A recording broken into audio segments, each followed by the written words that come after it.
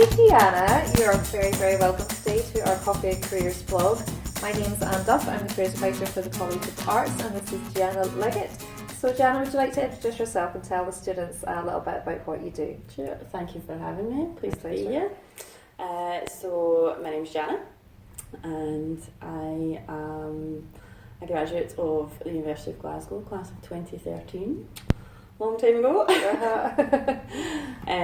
I graduated with an honours degree in English Literature and English Language, and following that I decided that I wanted to be a copywriter or content creator. So my first job upon leaving the university was in the automotive industry as a digital executive. So social media was just starting to reach its peak, and it was my job to integrate social media into the business. Following on from that, I had a stint as a freelancer, and then I moved into financial services, doing content and copywriting there, followed by the same kind of role in the recruitment industry. And then finally I ended up where I am today as a senior copywriter for a company called Mantu. Would you like to tell us a wee bit about Mantu, the company that you work for just now?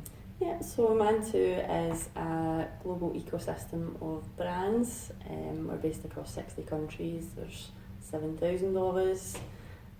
Each of our brands have their own areas of expertise across events, information systems and digital. We do consulting, technology, pharma, a whole host of industries and sectors. So very busy job. Yeah, it sounds but we love it. Yeah, it sounds hugely interesting. It strikes me though, Janna, coming from your degree into a company like that, that's a bit of a shift. It's not really a kind of linear one. You wouldn't necessarily assume that an English graduate would end up in a company like this, but the skill sets of the art students are very, very much needed in these areas. Very interesting. We'll maybe come back to that. But what I want to sort of really get your insight on is the topic that we're discussing today, which is how not to work for free. So tell me, what would your top tips be to our students on how not to work for free? Okay, so I've got 3. Good list. The first one would be create a portfolio today, not tomorrow. Start now.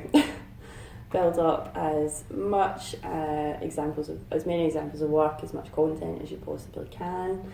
Lay it out in a professional format. Free tools like Canva are really good for that. They're pretty user friendly. If I can do it, anyone can. Myself included. So second one, following on from that, would be write as much as you can, as often as you can, on as many subjects as you can. If you'd like to specialise in a particular topic area, do that, even if no one has invited you to write anything. Do it for your own sake, do it because you love it, do it because you enjoy it, and it's always handy to have an example to present during an interview process. Doesn't really matter if you've been paid or not. If it's a passion project, it shows your entrepreneurial flair. That's totally fine. Employers will love to see that you've taken the initiative and run with it. And third top tip is have the self-confidence that you absolutely need to believe in yourself, or no one else will. I'm going to get to go through each of these and maybe offer a little bit of signposting to the students how they can actually make this happen for themselves. So thinking about the creating a portfolio, I mean, why would you need a portfolio? Could you not just tell them that you've done all this stuff? Why would you need a portfolio? Well, I suppose, I could walk in tomorrow to a lawyer's office and say, I'm really good at law, hire me. I don't think I'd get far. It's the same in the creative industries. You have to back up your claims. I know there's a lot of fake it till you make it sort of vibes sometimes in creative industries, but the truth is it's a business like any other.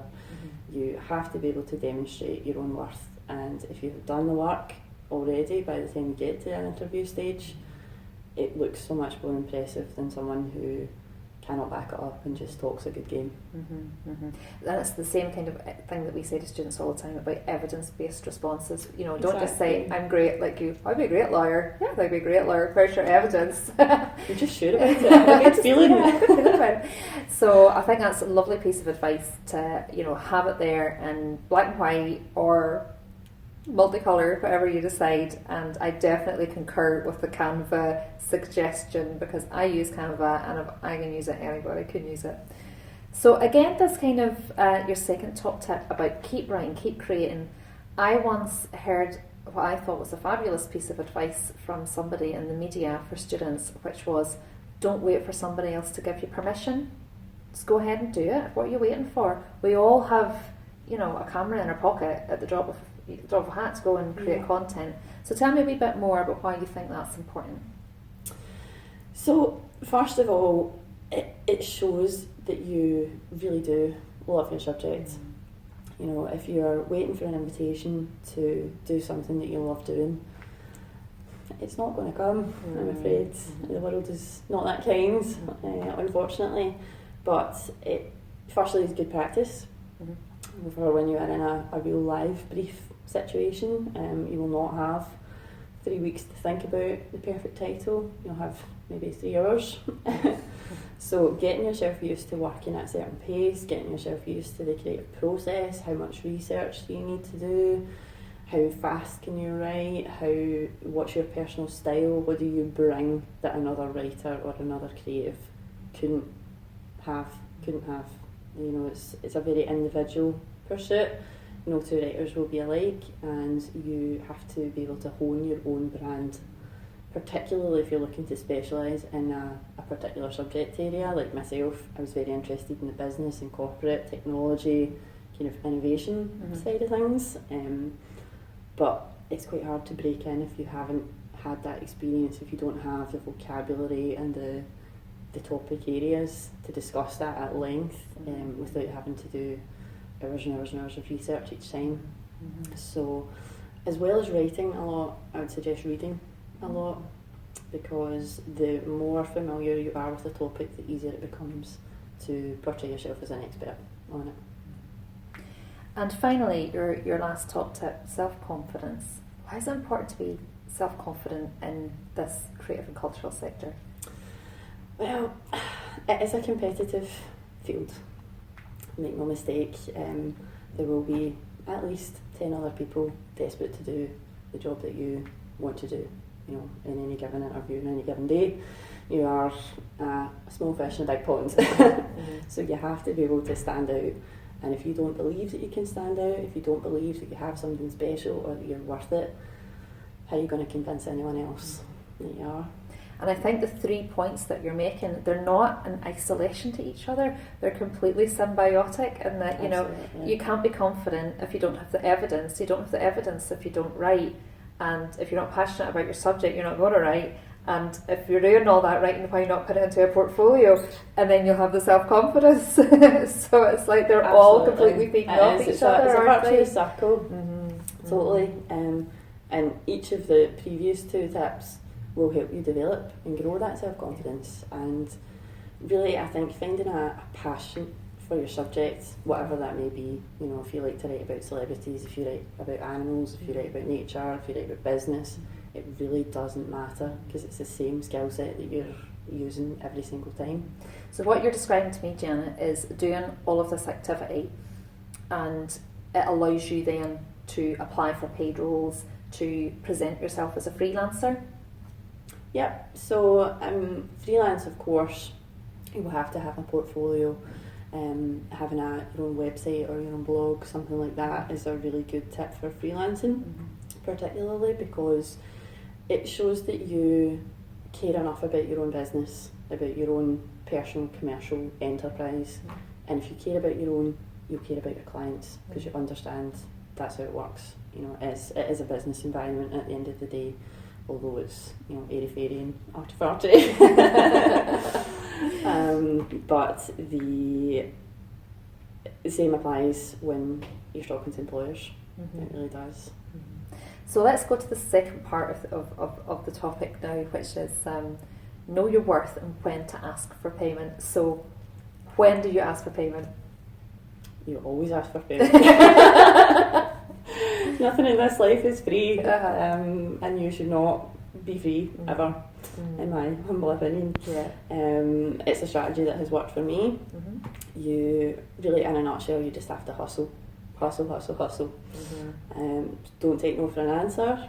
If at first you don't succeed, try someone else. And I always think it's an industry that's not for the faint-hearted either. No, you definitely have to be willing to stand your ground, and you really, the best advice I can give is to know your worth before you even get into that situation. Know what you are prepared to work for. How valuable is your time? How valuable are your skills to you? What are you willing to accept to do something, whatever brief it is? What's the minimum? And then ask for more. Yeah. And then set that boundary as soon as you go in, so that the person, don't expect them to read your mind. When you go into an environment, it's like, well, there's no money. Well, I'll work for you for a week and you'll see how great I am, and at the end of the week we'll be talking about money. Yeah. Set your boundaries. I think that's a really strong thing. And following on from that, I think you must be prepared to walk away. Which is a very scary thing. That is scary. If you are going in with a figure in your mind, I'll work for this amount for this many words or this much per hour, whatever it might be. If you don't achieve that, you lose all negotiating power. If you accept the lowest offer, you have to be prepared to walk. Wow, that's brave. It is. This is what I mean. You have to be willing to hustle for the faint-hearted. Some amazing advice in there, Janna. Thank you so much. But I've got one final question that I would like to ask you, and that would be, you sound so professional, so well about yourself and know what you're doing. Don't be fooled. If you could go back to the very beginning of your career, when you were leaving us here at the University of Glasgow, what piece of advice would you give yourself? I think it would have to be just keep going. Just keep going. If it doesn't work the first time, the second time, the third time, it's very easy to become a bit, blue about it, get a bit disheartened and think, well, maybe this isn't for me. But really, everybody's feeling like that. The people who get to the end of this road and get the career they want and follow their dreams for, if there's a cheesy phrase for you, they're the ones that don't give up, no matter how hard the going gets. And ultimately that is what it's about. Like from my professional experience, I didn't get it right first time. I didn't find my dream job the minute I left university. It's a work in progress, and it probably will be for the rest of my career as well, however long that may be. We're keeping learning all the time. Well, exactly. Thank you so much, Janna. It's been an absolute pleasure to talk to you, and all the best with wherever your career takes you next. Thank you very much.